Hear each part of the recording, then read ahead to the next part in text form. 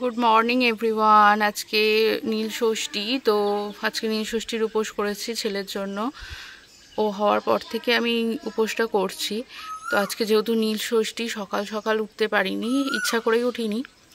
কোকিলের ডাকটা শুনতে পাচ্ছ, কি সুন্দর কোকিলটা ডাকছে দেখো। তো একটু লেট করে উঠেছি কারণ জল পিপাসা পাবে বলে।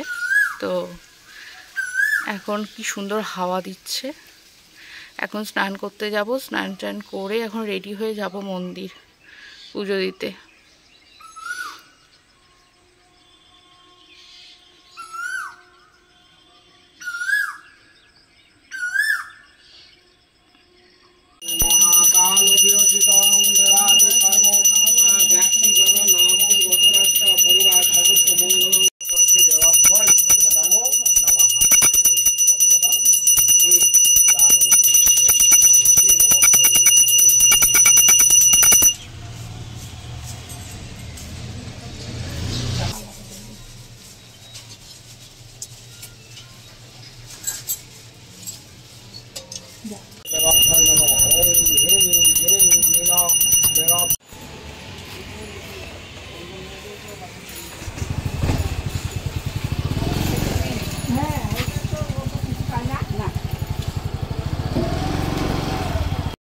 মাত্র জাস্ট বাড়িতে ঢুকলাম পুজো করে।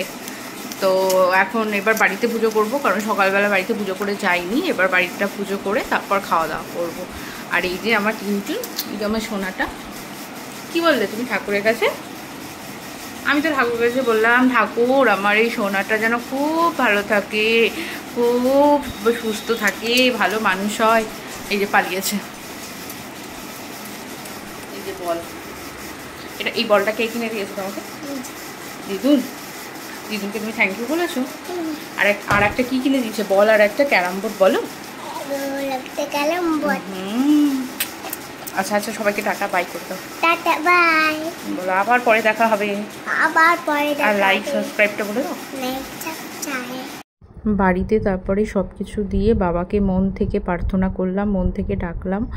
বাইরে পুজো দিয়ে এসে ঘরের পুজোটা ভালো করে করলাম। আর এই ষষ্ঠীটা মূলত বলে ছেলের মারা করে, আমার কাছে সেটা নয়, ছেলে মেয়ে উভয়েই সমান।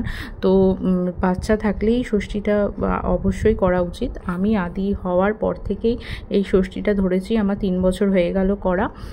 তো আমি বললাম যেন আমার সন্তান সবসময় দুধে ভাতে থাকে, একটা ভালো মানুষের মতন মানুষ হতে পারে। তো তোমাদের ভিডিওটা ভালো লাগলে অবশ্যই লাইক শেয়ার কমেন্ট আর সাবস্ক্রাইব করো। আজকে আসছি।